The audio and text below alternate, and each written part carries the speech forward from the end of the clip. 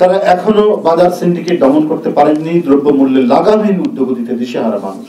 প্রতিদিনের সংসারের ব্যয় মেটাতে জনগণকে যুদ্ধ করতে হচ্ছে।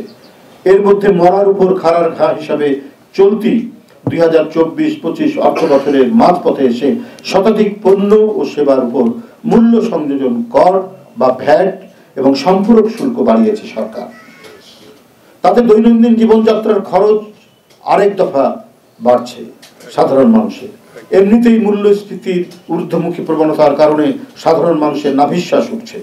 সেখানে জীবন রক্ষা করে ওষুধ, এলপি গ্যাস, গুঁড়া দুধ, বিস্কুট, আচার, টমেটো কেচাপ বা সস, জুস, টিস্যু পেপার, ফলমূল, সাবান, ডিটারজেন্ট পাউডার, মিষ্টি এবং চপ্পলের উপর ভ্যাট হার বৃদ্ধি মধ্যম ও নিম্ন আয়ের মানুষকে আরো চাপে ফেলবে।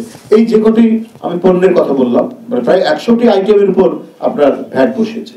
অল্প নয়, 1 টাকা নয়, অধিকাংশই হচ্ছে আপনার 15 টাকা। 15% বৃদ্ধি করেছে, 15% বৃদ্ধি করা হয়েছে। এটা 4টি করা যাবে। ডক্টর ইউনূস সাহেবের সরকার মানুষের যে আস্থা, সেই আস্থা তো এটা চির ধরবে। যে আন্তর্জাতিক যে আর্থিক প্রতিষ্ঠানগুলো চাপ দিলে তো জনগণ যে তারা যে ভয়ঙ্কর চাপে পড়বে, তারা যে পিষ্ট হতে থাকবে, এটা তো একটা সরকার যাদের প্রতি, যে সরকারের প্রতি সমর্থন রয়েছে বিভিন্ন রাজনৈতিক দলের, সেটা তো ভাবতে হবে। হ্যাঁ, মুদ্রাস্ফীতিও নিয়ন্ত্রণ করতে হবে, কিন্তু জনগণের উপর অসম্ভব চাপ বাড়বে, এটা তো মানে চিন্তাই করে যায় না। একটা আইটেমে 5 টাকা আপনার ভ্যাট ছিল, সেখান থেকে 15 টাকা, অধিকাংশই আপনার 15 টাকা করা হয়েছে। আপনারা জানেন, ছাত্র জনতার অভ্যুত্থানে রাজনৈতিক পট পরিবর্তনের পর ব্যবসা বাণিজ্য খাতে বড় ধরনের ধাক্কা লেগেছে। এখনো লোকসান কাটিয়ে উঠতে পারেনি ব্যবসায়ীরা। এমন পরিস্থিতিতে ভ্যাট বাড়ানোর সিদ্ধান্ত আত্মঘাতীমূলক।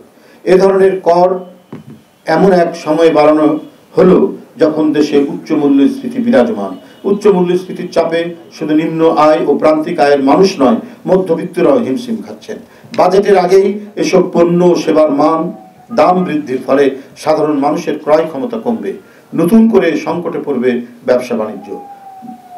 জনজীবনের নিত্য দুর্ভোগ কিংবা বাজার পরিস্থিতি নিয়ন্ত্রণ না করে অন্তর্বর্তীকালীন সরকার যদি শুধু সংস্কারের নামে সময় ক্ষেপণ করেন, তাহলে জনগণের কাছে সংস্কার আগে না সংসার প্রশ্নটি মুখ্য হয়ে উঠতে পারে। দুর্ভোগ মেনে নিলেও জনগণ এখন সরকারের বিরুদ্ধে তেমন উচ্চবাচ্য করছে না, কিন্তু তারা তো চাপে পড়ছে। তারা তো দিনকে দিন তাদের মধ্যে ক্ষোভের সৃষ্টি হচ্ছে। এই ক্ষোভের তো যে কোনো সময় উদ্গীরণ হতে পারে, কারণ জনগণ অন্তর্বর্তীকালীন সরকারকে সফল দেখতে চায়। তবে অন্তর্বর্তীকালীন সরকার নিজেরা নিজেদের সফল দেখতে চায় কিনা, মানুষের ক্ষুধা নিবৃত্তির কার্যক্রমের মাধ্যমে সেটা তাদেরকেই প্রমাণ করতে হবে।